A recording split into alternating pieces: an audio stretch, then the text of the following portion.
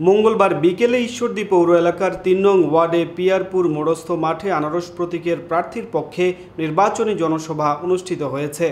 ঈশ্বরদী প্রতিনিধি SI টিটুলের রিপোর্টে বিস্তারিত জানাচ্ছেন SKN রেশমা।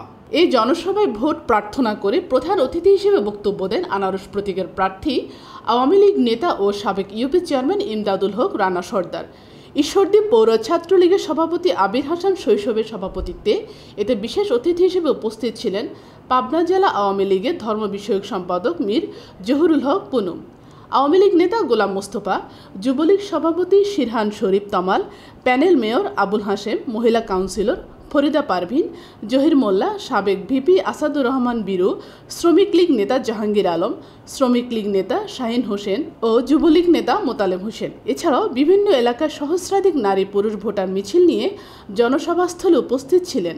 প্রধান অতিথির বক্তব্যে ইমদাদুল হক রানা বলেন, এলাকার উন্নয়ন করতে হলে স্থানীয় এমপি ও উপজেলা চেয়ারম্যানের মধ্যে একটা সুন্দর সমন্বয় থাকতে হয়। আমি নির্বাচিত হলে এমপির সাথে সমন্বয় করে এলাকার স্কুল, রাস্তাঘাট সহ প্রয়োজনীয় সকল প্রকার জনমুখী উন্নয়নে কাজ করা হবে। তিনি বলেন, কোনো প্রকার মাদক ব্যবসা ও সন্ত্রাসী কার্যকলাপ বন্ধেরও আশ্বাস দেন তিনি।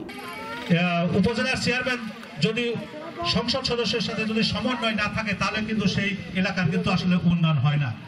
যাক, আমি যেহেতু তার সাথে আলোচনার মাধ্যমে আপনাদের এই এখানে যে স্কুল রয়েছে, মাদ্রাসা রয়েছে, আপনার রাস্তাঘাট যেগুলো রয়েছে, এগুলো আসলে তার সাথে সলা পরামর্শ করে এই উন্নয়নগুলি কিভাবে অল্প সময়ের মধ্যে করা যায় এই বিষয়টি আলোচনা করে অবশ্যই এই পিয়ারপুরের উন্নয়নের ক্ষেত্রে আমরা একটা সিদ্ধান্ত গ্রহণ করব।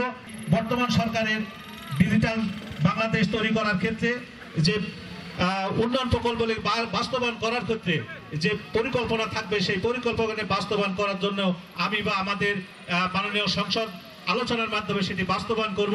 আপনারা 29 তারিখে আমার মার্কা তো আনারস হয়েছে, আপনারা আনারস মার্কায় ভোট দেবেন।